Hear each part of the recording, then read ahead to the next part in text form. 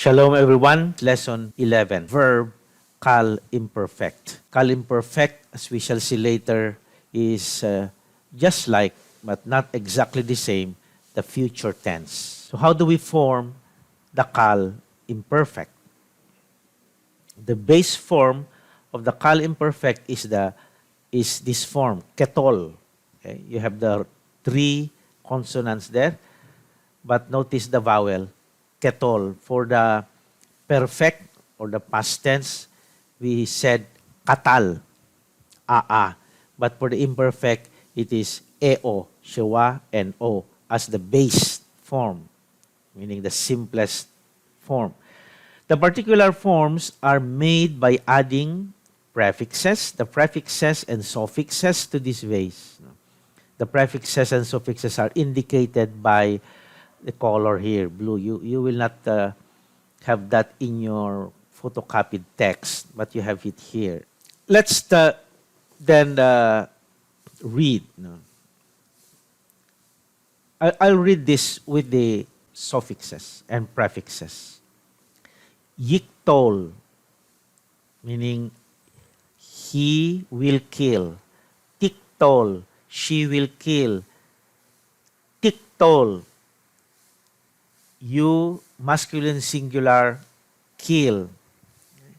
Notice that tiktol and tiktol, third feminine singular and second masculine singular are the same. Tiktali, second feminine singular, you, woman, feminine, kill. Et kol, I will kill, for both masculine and singular.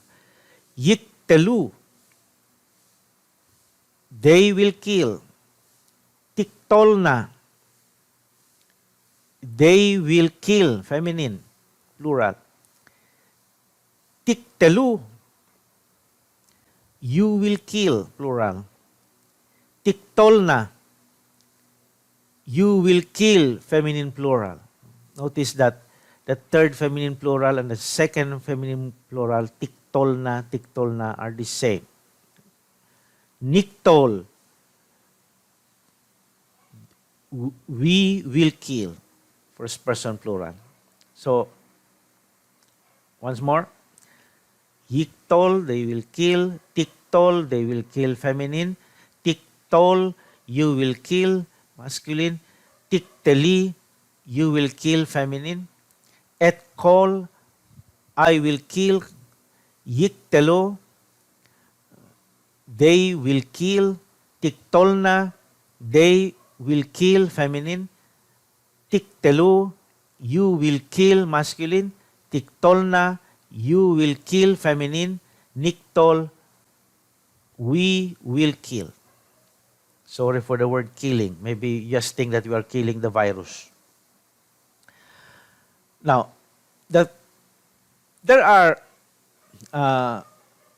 verbs before, is 11.4, that we said are stative verbs, because they express not an action, but a state.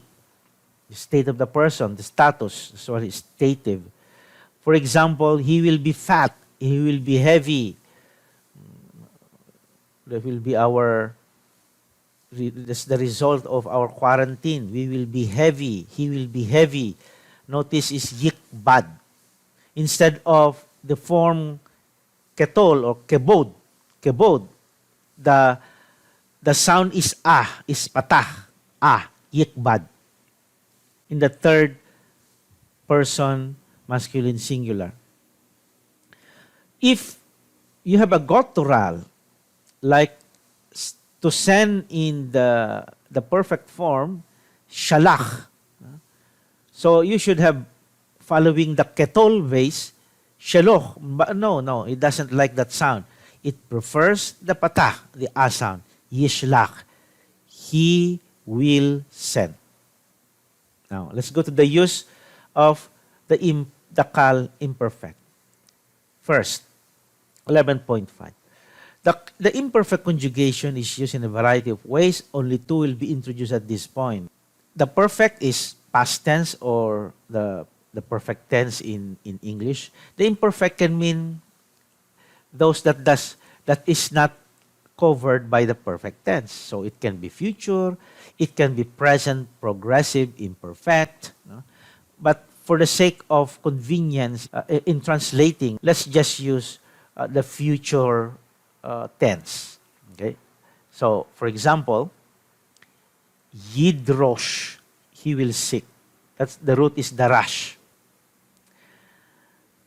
Yiktov, he will write. The root is katav. Yimlok, he will rule. Remember, the root is malak. It can be the present progressive tense, imperfect. What does it mean? It's an ongoing present, ongoing situation in the present. Yidrosh can also mean he is seeking. Yiktov can also mean he is writing. Yimlok, he is ruling. But as I said, when you translate, try to use for convenience sake, the future tense. Because the stative perfect, now when we go to the stative perfect expresses the present, the stative imperfect typically expresses the future, not the present. That is correct. What is a stative perfect? Kavad, or he is heavy, because you are expressing the present, even though it is stative perfect. Now, for stative imperfect, you can just use yikbad, he will be heavy. The context will determine whether the use of an imperfect is future or progressive. That's correct. For present progressive. For the exercises, use the future. That's what I was saying. Vocabulary. Torah is law. That's the word for law, the Torah. But it can also mean instruction or teaching. Amar is say. Now, the common mistake of students, when they see this word amar, they say to love. That's Spanish, amare. No. Amar is to say. Abar is to go across, transgress. Abar. To cross the Jordan River, that is to go across, but it could also mean transgress. This could be the root of the word Ibrith or Hebrew, the Abar. Not because the Israelites are always transgressing, perhaps, but because they are people who crossed the Red Sea or the Red Sea, and then the Jordan River. Amad is to stand. Pakad is to visit, to take care of. Pakad. Ohel, this is now a noun. Ohel is tent or dwelling. Sefer is book. Note the accent is sefer, not sefer, but sefer, book. Kodesh, holiness. Note the accent, kodesh, holiness. Kol is voice, sound, or sound. And Shana is year.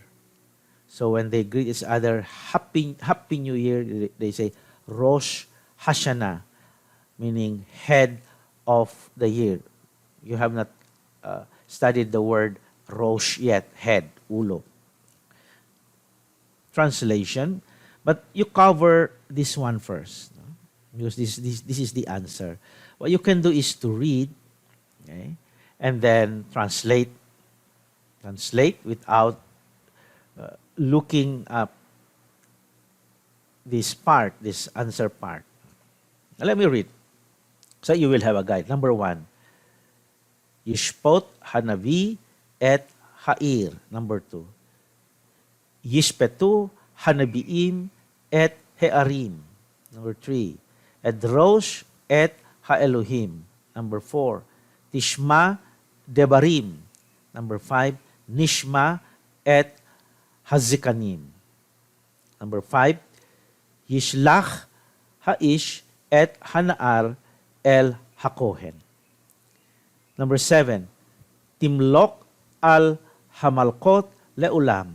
Number 8, Yibtechu Ha'anashim Be'eluhim Leulam. As a review of past lessons, you can parse the following. Now, putting all together, meaning putting all together the different lessons. It can be the perfect or imperfect here. Okay? So these are the answers. So you cover this first, you read and translate. So you will try to read them because, as I said, one of our aims is to be able to read. Read is important here and know the form, meaning the form of the verb and the suffixes, so you will not get lost. Now, number 1, Shapat Elohim et Ha'amim Hareshaim. Okay, once more, Shapat Elohim et Ha'amim Hareshaim. Yishpot Ha-Elohim Hachayim et Ha'amim Hareshaim.